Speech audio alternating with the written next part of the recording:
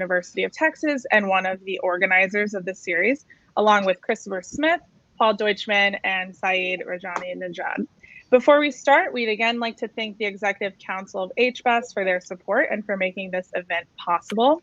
And because this is an HBES-sponsored event, that is subject to the HBES Code of Conduct, which has been shared in the chat, and anyone who violates the Code of Conduct will be removed from the session. We would like to encourage audience participation throughout the event. So if you have a question, please submit it in the box on the bottom right hand of the screen. And if you're interested in any of the questions that other members have asked, feel free to upvote that question and it will go to the top for our speakers to see. And finally, everything is being recorded and will be posted publicly to YouTube after the event. And today we'll focus on evolutionary health in Indigenous populations. And moderating our event today is Dr. Michael Gurven. Michael is a professor of anthropology at UC Santa Barbara, and his interdisciplinary work focuses on ecological and social factors and how they shape our behavior, physiology, health, and psychology. Michael, over to you. Okay, well, thank you, Courtney. Thank you, Chris, and other organizers that helped make this happen. And welcome everyone in the audience and YouTubers out there who will watch this later. So we're here to discuss, I guess, just to quote, the value of a biocultural approach to health and medicine, universal and variable patterns across populations, and what we can or can't learn about health in our own societies from Indigenous populations.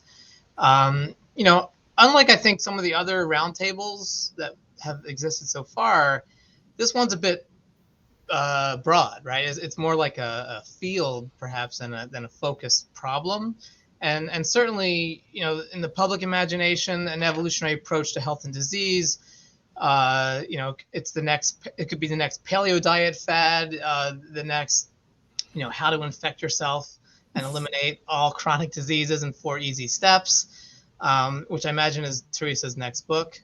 And so I think the first thing maybe is just to kind of define our terms, and we're going to just try to frame a little bit what we actually are going to talk about as a group. You know, what are the problems that really require both a biocultural approach and working with Indigenous populations. But first, what I'll do, I'll just give a very brief, you know, why I'm here. I'll present our esteemed panel, and then I'll give each of our panel members a few minutes just to say, you know, what they do, their background, and how it fits into the theme of the roundtable.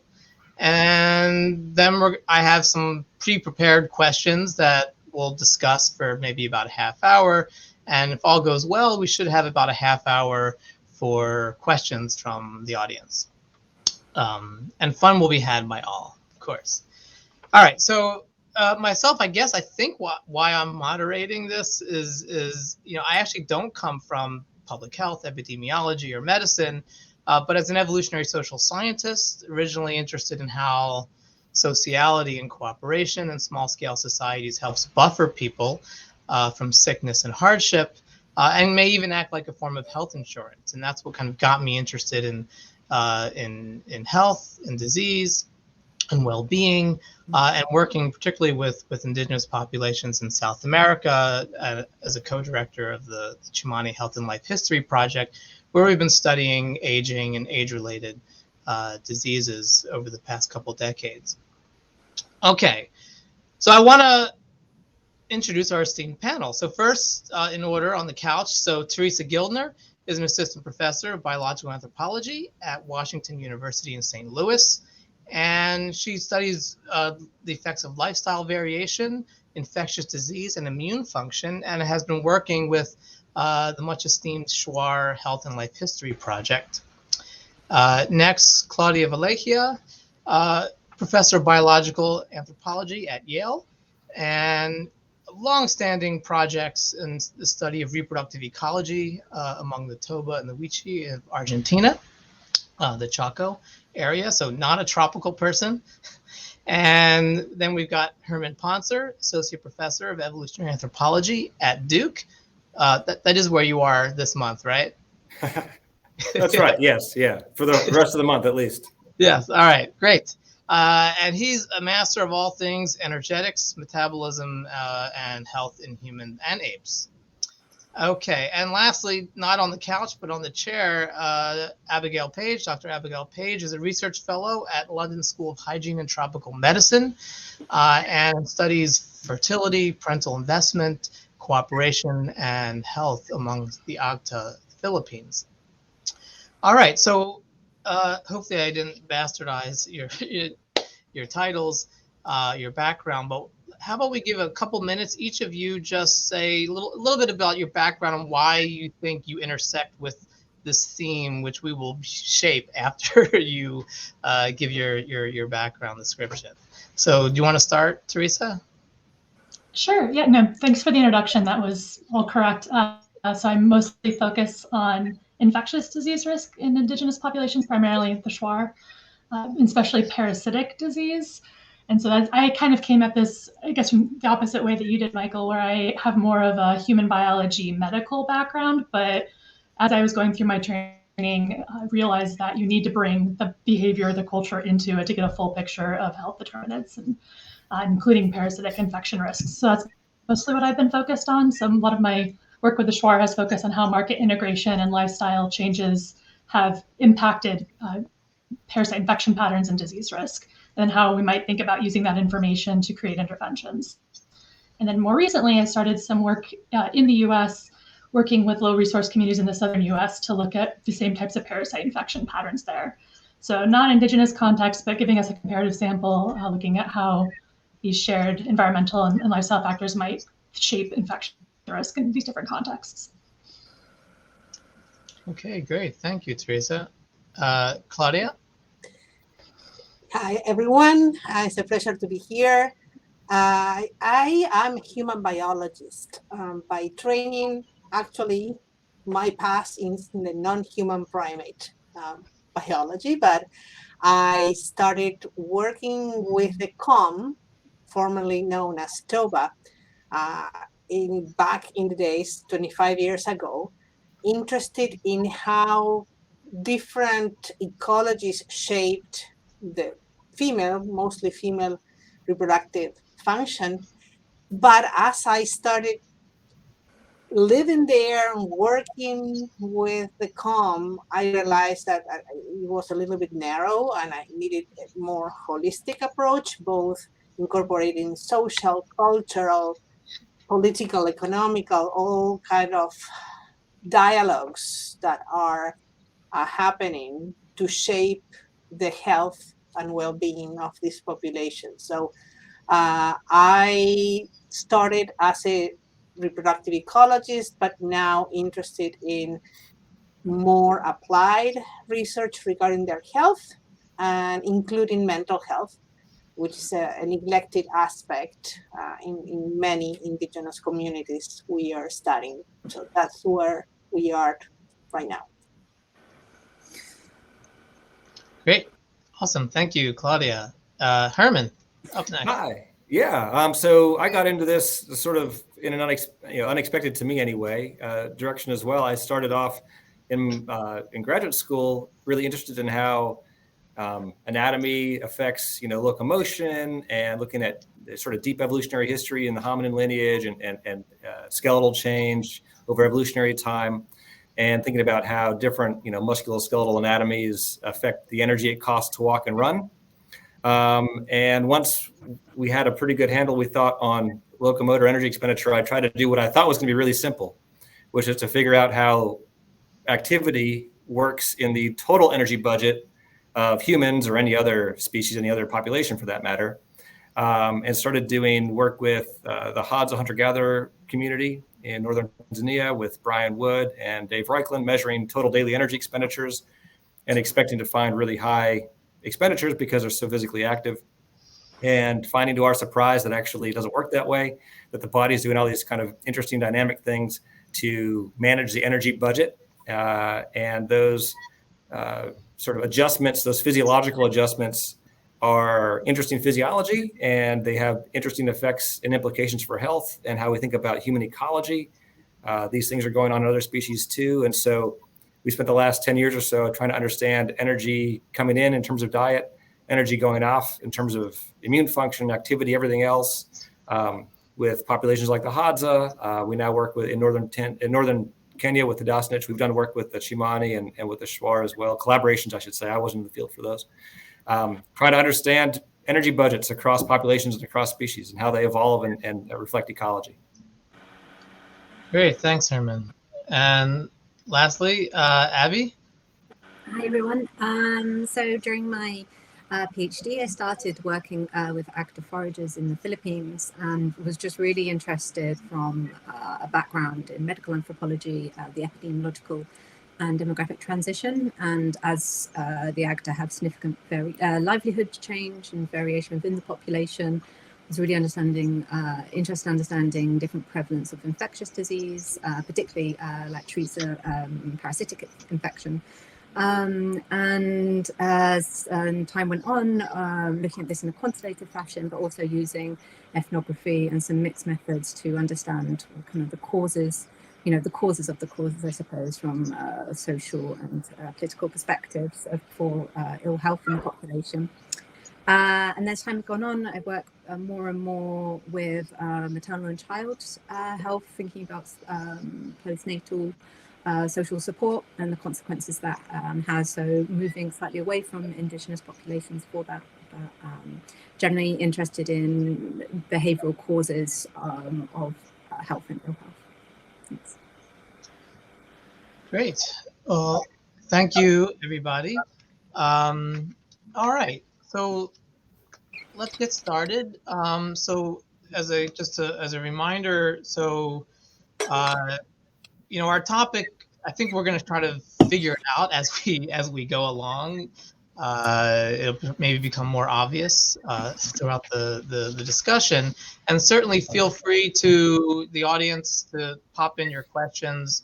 We'll get to them after we kind of hammer out some questions now.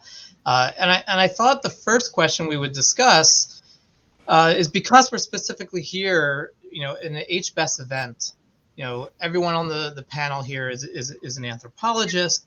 There's the Center for Evolution in Medicine, and HBES is usually focused a bit more on behavior and psychology, not so much maybe physical health, physiology, medicine, and so for our audience, to convince the broader group, why is it important to include health and physiology, as part of the evolutionary social sciences?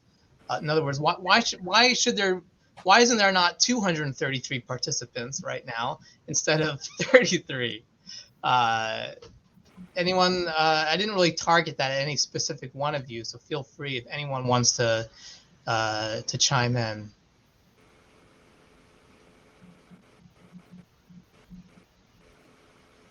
I guess I can start. This is actually relevant to some of the conversations I've been having in my class lately. I'm teaching an environmental interactions and human health class, and a lot of what we've been talking about is looking at humans' behavior and how we shape our environment, interact with our environment, and how that has downstream health effects. And so I think that neglecting behavioral or psychological factors in the study of health does a disservice to looking at the complete picture of what's shaping health outcomes and disease risk and responses to infection. So, for example, a lot of literature on behavioral immune system and how we respond to immune risk, not just with our incredibly involved immune systems, but with a set of behaviors that can help us to alleviate risk or respond to infection. So I think that considering that's really important. Yeah, and actually, you just recently had a paper, right, with behavioral immune system. Maybe, sorry, as a quick follow-up, could you kind of highlight for us what your main finding was? Sure, yeah, I was going to maybe mention that later, but this was work out of the Shuar Health and Life History Project that was led by Dr. Teresa Robbins. We were looking at disgust as an evolved response to prevent infection. And so basically, in a nutshell, we looked at whether self-reported level of disgust in response to common sources of infection, so things like exposure to fecal material or spilled food, was associated with signs of infection in the Shuar. And we did find that participants who exhibited higher levels of disgust, as measured by this questionnaire, had immune responses that or had lower levels of biomarkers that were associated with immune responses related to viral or bacterial infection. So it could suggest that disgust may be protective against these types of infections as we hypothesized. Cool. I was thinking that we could also flip the argument, because we're talking about why including social variables in health and why. So it's a two-way interaction, really. So there are a lot of examples in which the health status of an individual or a population shapes behavior of the group, behavior of the individual. So the plot thickens and gets more complicated and more interesting too, from an evolutionary perspective, from a public health perspective. So yeah, I think it is a must that the two. I think it's arbitrary that we separate the social and health as separate. So yeah. Whether we separate behavior somehow from health or psychology. Right. Right. Yeah. Great. Any other chiming, or I can? Well, I'll just say that I hope that this gets people in the HBS community more excited about, the kind of health and physiology work that a lot of us are involved in, because I think it's more and more apparent that, when people talk about the kinds of diseases that I've focused on recently, obesity, heart disease, type 2 diabetes, these are sort of cardiometabolic diseases, sometimes called mismatched diseases or diseases of civilization. One of the biggest predictors of these diseases in the West, anyway, are things like loneliness, feelings of, the social stress, psychosocial stress that goes along with inequality and being low status, however you want to measure that. And, those are, and for that matter, being in an underrepresented minority group that is, faces oppression systematically, like those are big health consequences that affect the kinds of diseases that we're interested in. And surely, those things play out and matter for the populations that we all work with. Maybe our populations are protected against them in interesting ways. That's kind of an interesting thing to think about, right? That there's less inequality. And I know that the Shimani group has worked on this, for example, like Gini coefficients and how they might affect health.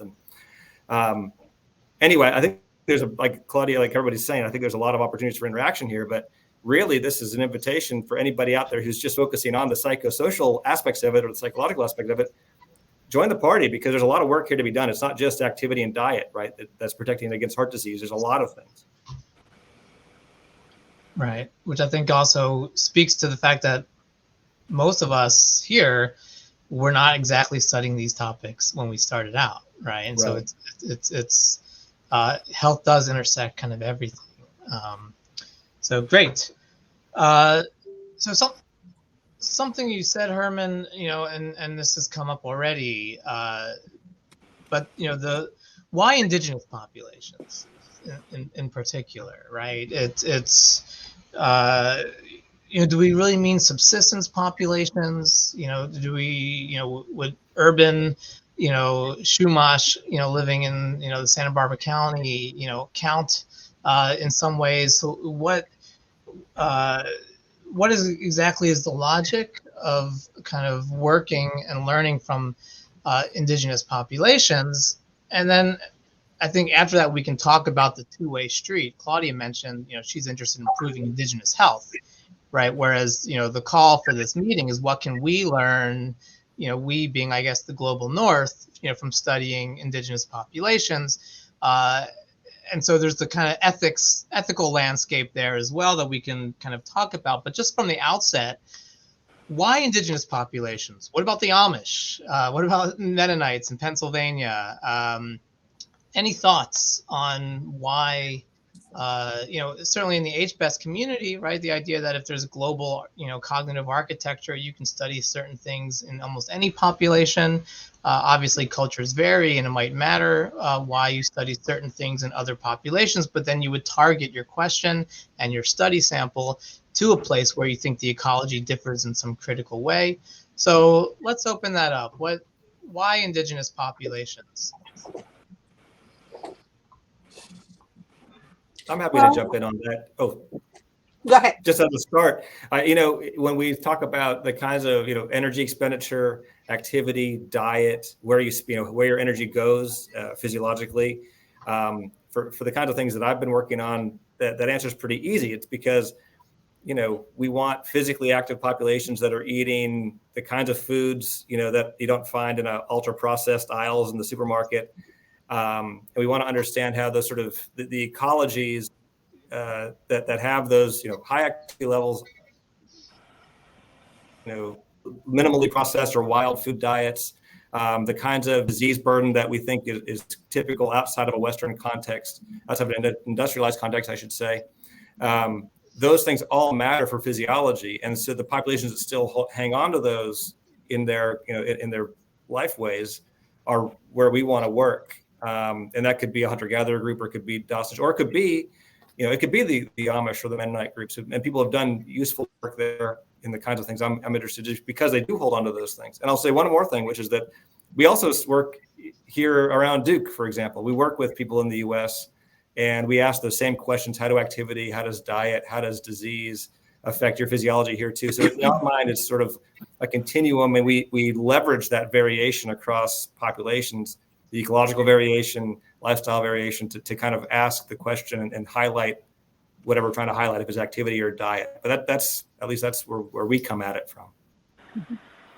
Yeah, I'm following up on Herman's words. I think, the point is to expand and broaden our understanding of human biology, human behavior, with as many opportunities to study different ecologies and how those ecologies have influenced the way we behave and the way our body works through history, being evolutionary or recent history, and also through cultural patterns or social patterns. So we have a larger collection of the same question being answered in these many different contexts that could help us distill what is universal, what is unique,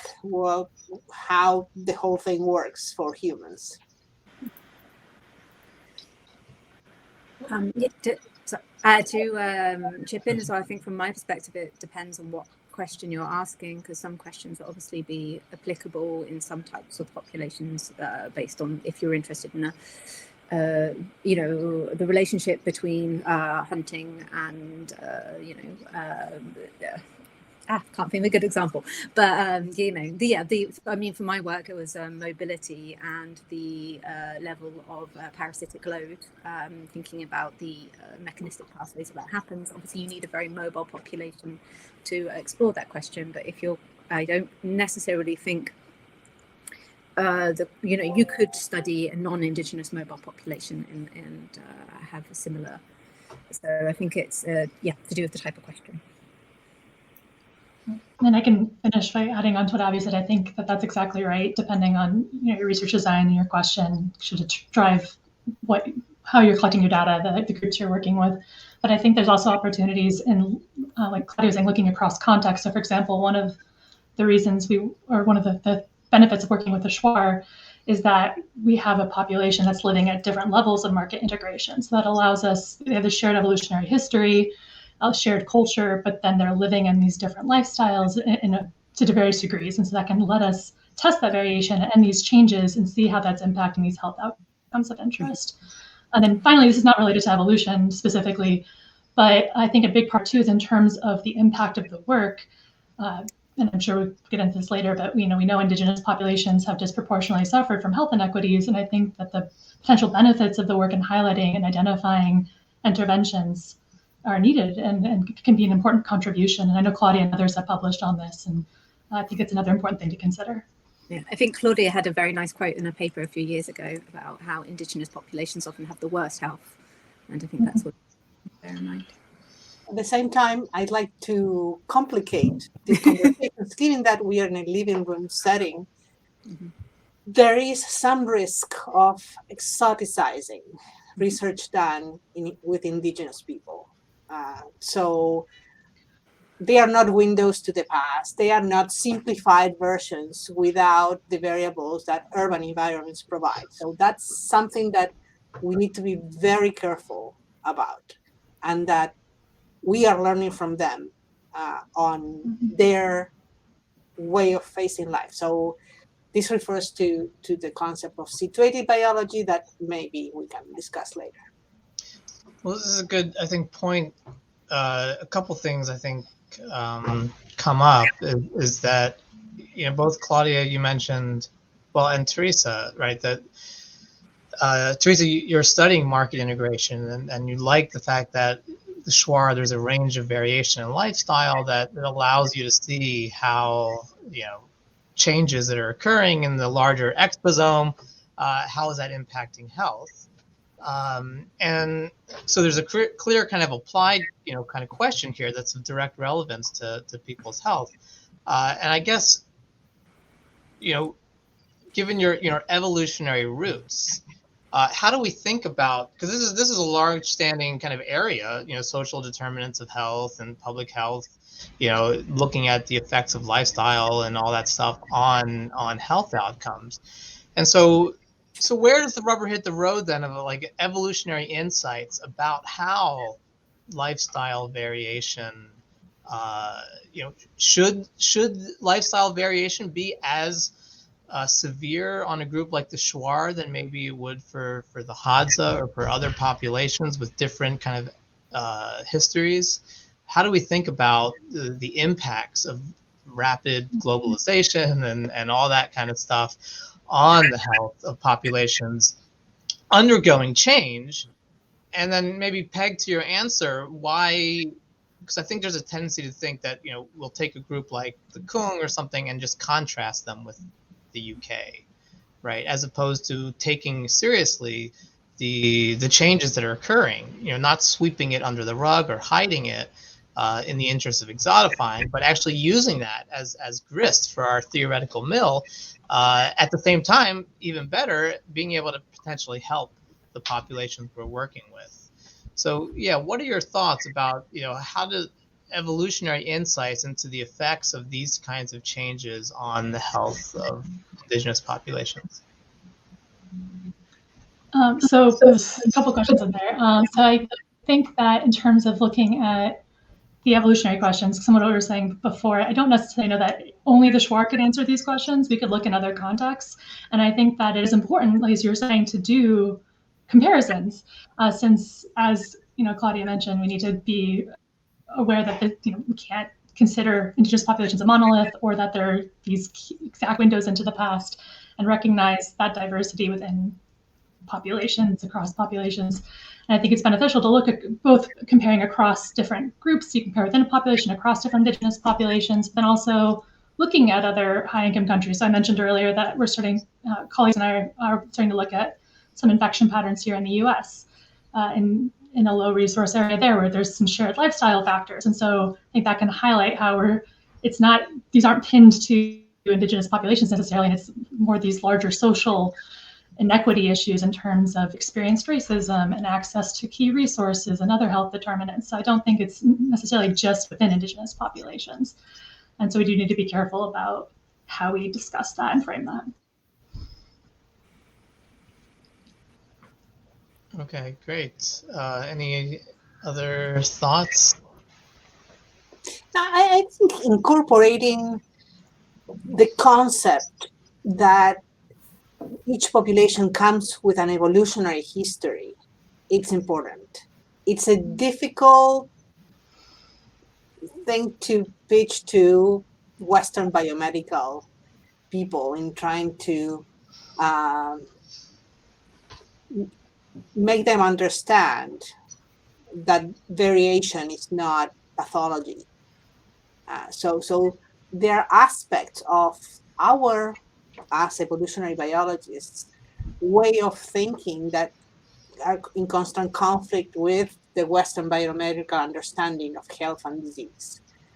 But I think it is important that we, as interlocutors or navigators for the indigenous populations we work with, it's important to portray that many of the health risks and vulnerabilities that we see now may respond to a long evolutionary history for the population. And that's something that is still hard to share with the biomedical world. Well, go ahead. I was just going to pick up on that. I think my experience talking to doctors and those being in those sorts of grand rounds kind of rooms and giving those sorts of talks, I'm always surprised. I guess surprised might not be the right word, but it has been impressed upon me through my experience with that as anthropologists who work with these groups, we have a couple of really important roles to play that I think actually help a lot in the greater medical establishment. And one is, to say, I work with these groups because they, because of their particular situation, their particular ecology, the particular circumstances that I find interesting for these reasons, and to say that out loud, and to make the point that, it's not to not exoticize them and be explicit about that and say we work there because they are us, right? This is, if I want to ask the question, what happens to anybody who grows up in a hunter-gatherer population? How does that affect my physiology? Well, I can't do that here in the States. I can't grow somebody up as a hunter-gatherer. I'm not allowed to do that for all sorts of very good reasons. But I can go to hunter-gatherer population, maybe, and work there and see what that's like. And so the point being that it's not because, if they were different in some meaningful way, actually, I wouldn't do the work. That wouldn't be useful. The work is useful because we're all the same, because we're all a pretty homogeneous genetically species. And to say that is helpful. And to also, there's a big push in public health to kind of ground things in evolutionary perspectives. And there's a real hunger for that. But what that means to people can be a lot of different things. And I think that people aren't trained, doctors and nurses aren't trained, or people in public health for that matter too, are not generally trained from an evolutionary perspective at all. And so they're kind of given cartoons or what they think they heard or whatever, and that's their version of what the past would have been like. And I take Claudia's point that the populations that we work with are not windows to the past. They're not, they're not frozen in amber. Of course they're not. But those ecologies are useful as ways to think about, okay, what's it like if I don't have access to medicine growing up? What's it like if I have to physically go out and work to get my own food? Because those are problems that we've been solving forever until very recently. And so to give that kind of more real, evidence-based, reality-based view of what the past might have been like, I think that's helpful, because otherwise people have Far Side cartoons in their heads, and that's all they know. So I think I know those are things I've come across talking about this publicly that I think we all can help with. Great. So that's a great tie-in then to think about why, or what are some of the interesting findings, coming from this area that would pretend, not to say that our job is to convince the larger biomedical establishment, but we are we're used to talking to biological anthropologists, and it's kind of it's not even stated because it's sort of understood why a better framing and understanding of history and ecology and all that stuff is relevant for thinking about things like health, but it's not for your physician probably, right? And so what from your work, the four of you, or if you can pick things out there in the literature, what are some insights that were gained into health and disease that only perhaps was discovered through this kind of work with indigenous populations, as opposed to something that could have been done anywhere else in the normal kind of standard Western samples? I think one thing that jumps out to my mind quite quickly is the one looking at like the social determinants of health, and particularly things like wealth, and like Herman mentioning the paper on the wealth inequality, and which Adrian Yagi did a couple of years ago. I'm not sure; it's all blurring. But you know, and just thinking about, we have these populations which have very low levels of wealth and much lower levels of wealth inequality, but there is range and there's variability, and so we can actually, you know, it's quite unique to be able to look at situations where, you know, there it hasn't been wealth for very long, and to see, is that, and do we see those same relationships with, you know, high levels of inequality having worse, like cardiovascular outcomes, for instance, or are they having different patterns? And yeah, so I think for me that's one thing that stands out, which I love. I can think of a couple. You know, going back to the 60s, this idea that if you look at indigenous populations, you know, subsistence populations, that the increase in heart disease with age is not universal, right? That you guys have, with the Shimani, have shown that in very nicely. And you know, you could look at healthy populations in the industrialized world and said, look, if you're really healthy in these various metrics, you don't have to have this increase in blood pressure and heart disease risk. But to show it in an in a subsistence population, I think is what made people really believe it and understand it to be the case and be an important thing to understand. Our work looking at energy expenditure and lifestyle, I think we could have done. There have been lab studies that have looked at activity levels and lifestyle, but until you show that actually, guys, you know, get outside of a Western context, get into a subsistence context, and it works. And this is how the data look. You know, people don't take it the same way, don't understand it the same way. Sleep, the idea that if you are in a non-electrified population, that you sleep more, been able to show that that's not the case, and so, or not, certainly not universally the case. And so I think those are important things to understand, that we only understand, at least to the level that we do, by working with subsistence groups. Yeah, it seems sometimes there's these big pop science feelings where it's like, you know, oh, it must be the case, we're doing it wrong, and so other indigenous populations just have one way of doing it, and it's like this. And so it's really great to be able to break down some of those stereotypes and show the variability and how, you know, obviously people manage to live their lives, and the consequences of that. Okay. Great. Yeah. Well, I think this is the kind of thing that, you know, when one branches out from the NSF world to say, like, trying to get money in health at the NIH world, you know, we do have to make that kind of convincing argument, right? Or else, especially something like NIH, because why is the U.S. government going to give money to study anything outside the U.S., much less how is it going to help American health? You know, it's sort of implicit, even though obviously anything improving our understanding of how the body works can trickle down and help us. But okay, I guess maybe this taps into a little bit one of the questions I already saw popped up here, and relates to something we've already said, that, you know, I think it was Herman, you know, this is a call, like, others should get involved, right? Health is more than just, you know, DLW measures of, right? It's about psychology. Slightly more than that. It's slightly, could possibly be slightly more than that. Right. Well, it's on one side of the equation for sure, but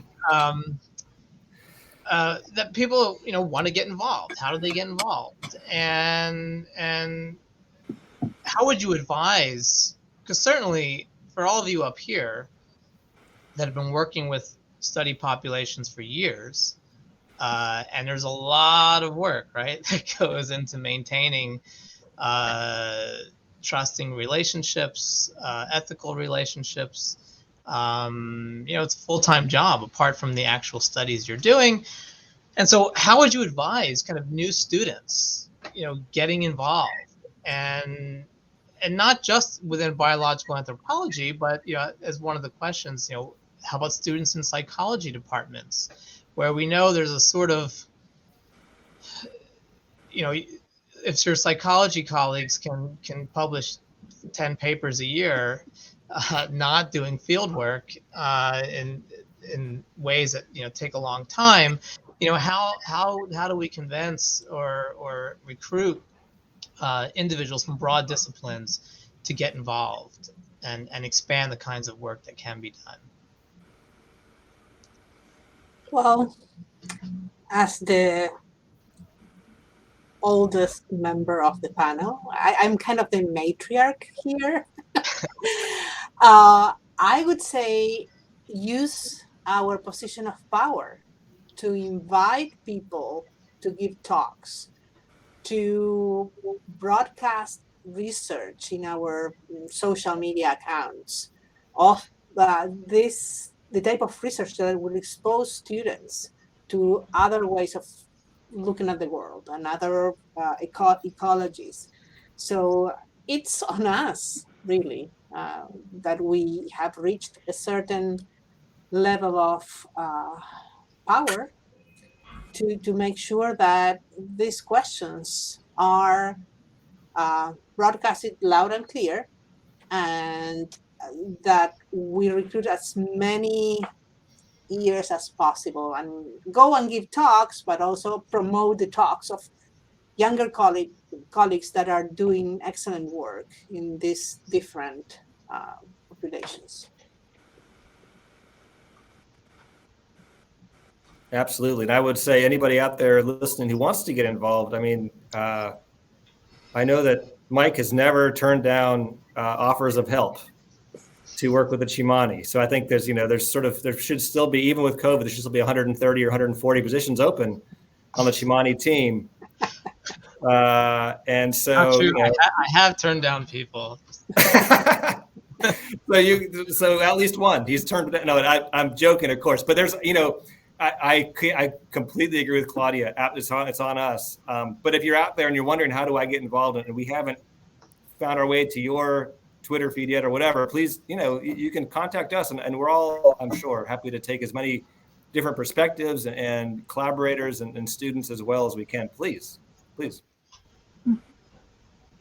Well, maybe this relates to another question that, in working with Indigenous populations where, oftentimes, depending on where you are, there's a lot of health needs on the ground, right? And we started off, the theme of this thing, what can we learn? And, we're studying, heart disease, Alzheimer's, type 2 diabetes, and yes, depending on where you're working, some of these problems are as prominent as, they are in, Los Angeles. But for, it's kind of like, the Chimani, one time someone said, why are you interested in studying all these diseases that we don't have? All right. And of course, yeah, there's a clear answer. Well, because you don't have it, we want to understand why. But from their perspective, like, how about you study tuberculosis? How about you study the kind of problems that we have? So how do we better make this kind of a two-way street, right? Where the science isn't just learning about the problems, of the global north, but how do we kind of make it also a two-way benefit? But that the two-way benefit isn't just, well, that's the applied work, right? But the real science is trying to understand heart disease, right? But how do we make it all real science? So maybe from your experiences or any ideas, the panel, about, making benefits kind of a two-way enterprise for this kind of work? I think it's a really great question, and it's something I have been thinking about recently. Just the fact that all research is somewhat disruptive and has possible harm, even if you don't foresee it. And I'm just thinking of a useful paper I read recently called Research's Disruption. And they asked, future, it was about Malawi contraceptive use and Malawi HIV prevalence over a long time period. And, they were asking people about questions to monitor just how future thinking they were. And in time, people became more future thinking the more that people were being asked these questions. And so even observational, low-level data collection can have implications. And I think on that way, then the people you're collecting the data from have to benefit, because you're having an effect. And I think in part it's for us to ask is, do we have the right to ask a question just because we find it theoretically interesting, or does it have to be something that obviously the population is interested in, has benefit, and has worked? There's a question we've worked at in partnership with them to make sure that happens. And I suppose the hope is if we have a theoretical question, then that does align with the population's interest, but perhaps it doesn't. And yeah. Yeah, I would say, to add to that, I would say just being, I mean, if you're funded to do a project, there are certain constraints in place, of course, but being flexible in some ways and open to communication and ideas within the community about what they're interested in, how it aligns with your work. So in my own work looking at parasite infection, part of why I've taken it the direction I have has been in part from feedback and conversations from community members who are very concerned with parasite infection in the community and are very aware that it's an issue. And so some of the questions and topics that have come up in my discussions have shaped my thinking, and I think have made me a better scientist and led to new research ideas. So I think being open to those types of, and seeking out those types of community participation and collaboration, and working with them, and also as much as possible, giving back to the community through creating training opportunities, co-publishing with people in the community, designing outreach and dissemination activities in partnership with community activities, writing grants with community partners. I think there are things we can do to make this a two-way street and make this a more equal partnership and co-produce knowledge together.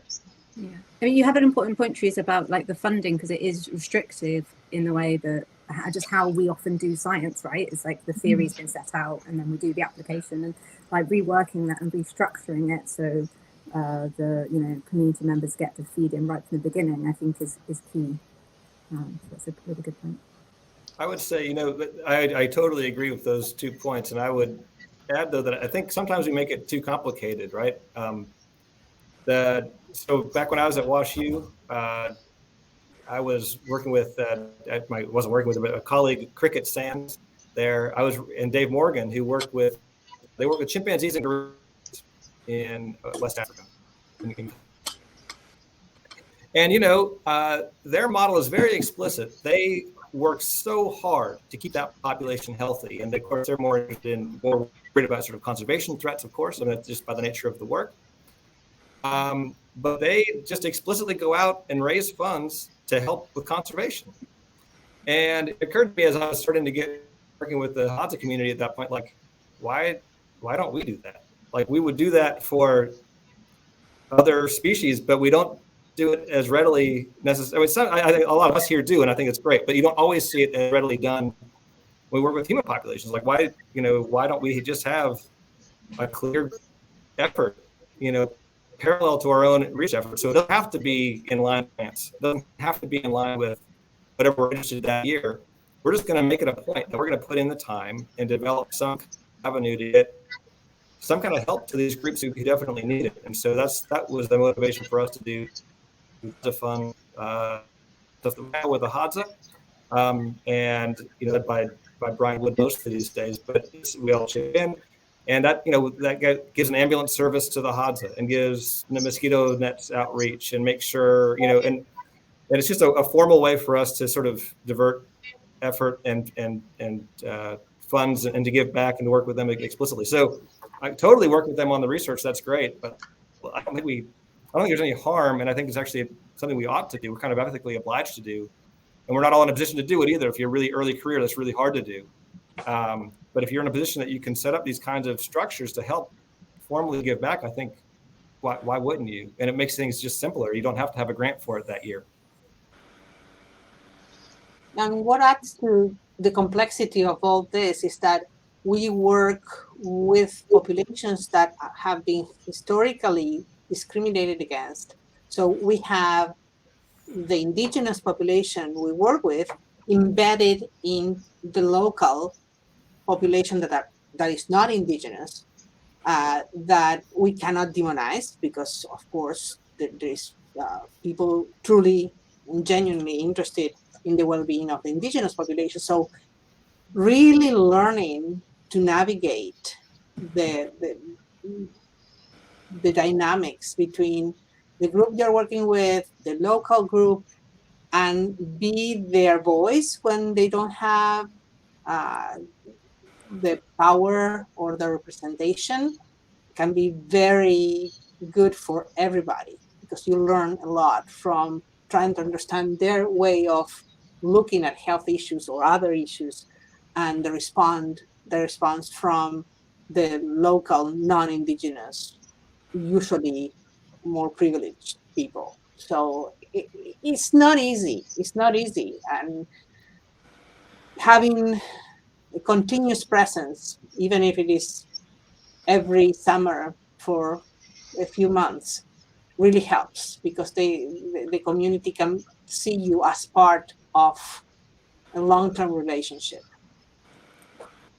Well, I think, Herman, this is why it takes 130 people, right? Yeah. Sometimes, if it's one person having to do all of this, it's a bit daunting.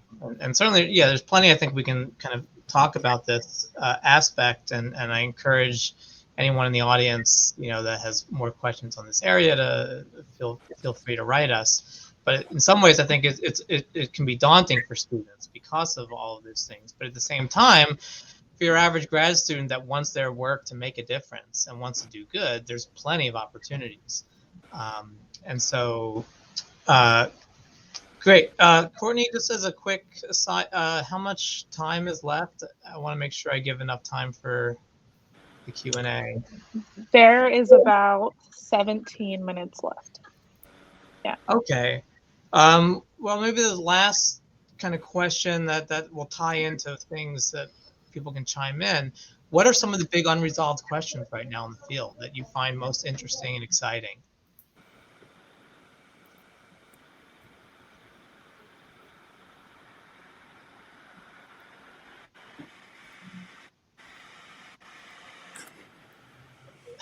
Nothing? I want these guys to go. I want to hear what they want to say. Teresa, maybe, I know you've been thinking about COVID, for example, and Sure. So one of the things I've been interested in is doing a more nuanced examination of coevolutionary relationships in relation to human health. So I've been looking a lot at parasite infection, for example, but I'd love to expand that to look at how do parasites interact with microbiota, the shared environment in the gut. And that's also relevant, I think, here, because there's a lot of really interesting work coming out about how these interactions might shape, immune modulation and immune function, but also behavior in really interesting ways. And so there's a lot of work done in lab animals, lab models, but not as much work done in human context, especially across different ecological, cultural settings. So that's one of the directions I've been thinking about in my work, is kind of broadening the parasite focus to look at how other important interactions, evolved interactions, might shape these health outcomes. Great. One thing I've been excited about seeing, to pick up on that, and the Shuar community is a great example of where you can do this in so many cool ways. A lot of the long-term research groups like the Chimani and the Shuar have, the populations are developing, are market integrating more and more. And so there's this axis of market integration and development within communities, within cultures, that, so we can get away from these just sort of population comparisons to, okay, within the Shuar, right? So Sam Erlacher led a project looking at energy expenditure in children across very remote villages to more market integrated sort of urban, to use, if you want to call it that, villages, looking at energy expenditure. Amanda Leah has done really cool stuff with the Turkana in Kenya, looking at market integration across that population. So not just within, not just comparing Turkana to people, Danish people, but comparing Turkana across Turkana's that axis of ecology. We're trying to do similar stuff with the Dasnich. I'm sure Chimani stuff's been done as well. So I think that within population, looking at lifestyle variation within groups is going to be so powerful, and it already is starting to turn up lots of cool stuff. Can I add to that really fast? Because that's part of that. Thanks, Herman. I was just also thinking too, even within populations, looking longitudinally across the same individuals, since market integration is continuing. They're not set in this one phase. So looking across, following up with people to see how these things might be changing over time in the same person. I think that would be really interesting as well in the coming years. Well, maybe one follow-up to that, which, maybe we're all, evolutionary mismatches, right? Kind of a big theme, in this kind of field. And yet none of us are geneticists. And maybe we work with some geneticists, but the idea that, if you did a study even longitudinally and you found, as we tend to find that, westernization of the diet, maybe elimination of some pathogens, changes in, more sedentary activity, leads to more of what, we're used to seeing. And so on one level you can say, well, what have we learned? Is this kind of proof of concept that things we already know? I mean, it could be the reaction norm is different in different populations, but if we're ignoring the genome, are we going to be limited in what we can actually say? And how can we actually convince, if you do your 17,000 steps a day, you won't get heart disease, as opposed to, maybe it's, a few SNPs on chromosome 11. That's really, the key. So how do we think about these broader issues if we're not paying attention to the genome and the epigenome? That is a tough question. And I think it depends, again, the lens you're using. If it is the goal is to provide better translational opportunities from our research to the biomedical or the healthcare community, is one thing. If you are looking more strictly into the theoretical human evolutionary biology aspects, is another thing. I think we are a little lost regarding assessing the magnitude of the influence of each of the variables that we have in this huge conceptual model we are working with. So even if we have a genetic variant that may protect from cardiovascular disease, what's the contribution of that particular genetic variant vis-a-vis health inequities and other problems that could be more easily dealt with than the genetic variant? I don't know if I'm being clear. The bottom line is that pay attention to the magnitude of the effect. That is the key issue. Yeah, I would pick up on that, and I would be less nice, which is to say, the burden of proof is on the person who thinks that there's an effect, right? So if I tell you that these, that exercise has this effect and diet has that effect, and it works in, across population, and et cetera, and I can show you my evidence for that, and you say, well, what about genetics? I say, well, what about genetics, right? Please do the analyses and we'll figure this out. I hope somebody will. I would also say that the kinds of effects we see, I mean, look at the Chimani, for example. There's no type 2 diabetes, right? Or no heart disease, or pick your disease, they don't have it. Show me the GWAS that suggests that there's any way that you can have that size of an effect with a genome that we know is basically the same as everybody else's, plus or minus a few alleles. And so, it is a hard question, but my frustration is that because of the way that we talk about genetics and sort of with awe, these days, because it's the new hot thing still, even though it's not new anymore.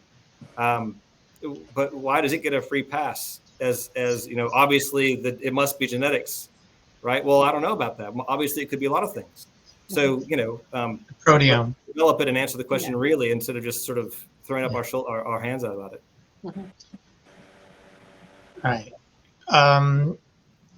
Yeah, my positioning of being, reviewer too there was more pedagogical than something I necessarily believe. Yeah. But yeah, okay. So there's one question kind of popped in here that Peter Gray asks about, questions students often ask him. How do we understand autism spectrum disorder? Old friends, hygiene hypothesis, approach to food allergies, zoonotic disease transmission from dogs and cats to human populations in recent millennia. Anyone want to take any of those and try to give a spin? Are we really sure that autism is more prevalent, or how much more prevalent it is? Can we just start with that? Does anybody here know that data offhand? I don't, but I'm always suspicious of what we actually think we know versus what we suspect from better measuring and more careful monitoring. Well, I think that those are the kinds of questions, right, someone would ask first with kind of the taking evolutionary perspective. Good. Well, maybe the closest one, maybe, well, Teresa, I know you've worked a lot on hygiene and old friends. Would be interesting, have you seen incipient allergies and autoimmune problems in the Schwa that are, presumably, I don't know if you guys treat yourself, but you're probably in the presence of, deworming campaigns and things like that. And so are you seeing some of these problems come on board? And how do you deal with that in a way? Because, in thinking about Indigenous health, the simple answer is probably deworming, right? If you don't do anything, there's deworming campaigns that happen all the time. And, are you going to come in and be like, well, actually, worms might have some protective effects. Maybe you shouldn't deworm. And obviously those are dangerous, kinds of recommendations to make. So, yeah, from your experience with the Schwa, have you navigated that? Right. Well, I think it's a really complex issue to begin with because there are different types of pathogens you're just talking about. And so it's actually just looking just at parasites, which is in itself pretty limited in scope, that there are different types of the parasites I look at, and some are more aggressive feeders, for example, and tend to be associated with more severe health outcomes than others. So I think you need to delineate even within looking at the impacts when you are thinking about treatment, for example. And then also the parasite load being an important factor too. How heavy is the infection, and heavier infections having more severe health outcomes. But beyond that, in terms of thinking about allergy risk, this is something we are interested in. And this is something, again, I mentioned earlier, Dr. Teresa Gildner has done a lot of work on this. And I've collaborated with her on this in the Schwa. And we found some science, looking at biomarkers, some indications that maybe support the hygiene hypothesis. This is something we're still working on and would love to expand in the future, especially if we can do more work at more high levels of market integration than we have in the past to test. But in terms of the deworming things you mentioned, we're thinking there are schools that are being treated pretty regularly, it seems like. It varies based on what we've seen in the communities we work in, the type of access. But at the same time, it does seem as in the communities we've gone and measured parasite infection patterns that there are pretty consistently high levels of exposure. So even if you're treating every now and again, it seems, this is not when you take a parasite treatment, it's not a one time you're done, you're never going to get a parasite ever again. You're not fixing the more environmental infrastructure issues that might lead to infection. So you're likely going to be re-exposed, reinfected. So I think a more interesting question could be, when does timing of infection and how quickly you're getting reinfected, how is that shaping these immune patterns with implications for allergies and asthma risk? So I think it's a pretty complex question at a bunch of different levels. But it is something we're very interested in looking at in the future. Okay, I'm seeing a message from Courtney. So when you say our time is almost up, as in like we have time for one more question, or should we wrap up? You can wrap up whatever you prefer, if there are any key takeaways that you have for us. Ooh, key takeaways. Well, I mean, it's a big area, right? I think, we covered a lot of ground.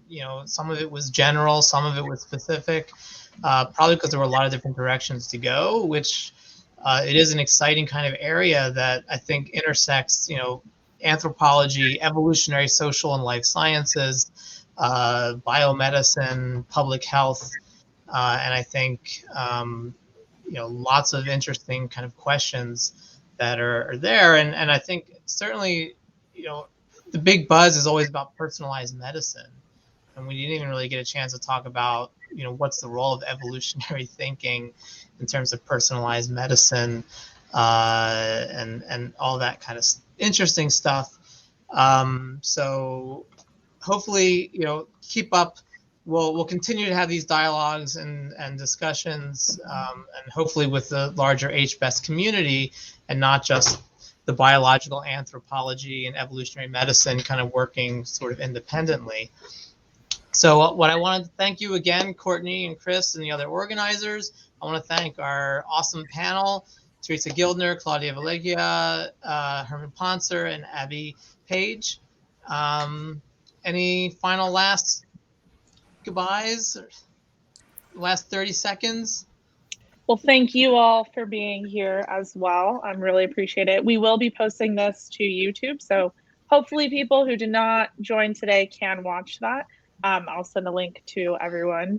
And also our next event is currently in the process of being planned, so stay tuned for that as well. Thank you all so much. Thanks, everybody. Thank you. Thank you. Thanks, everyone. Have a great winter break. Bye. Bye. Bye.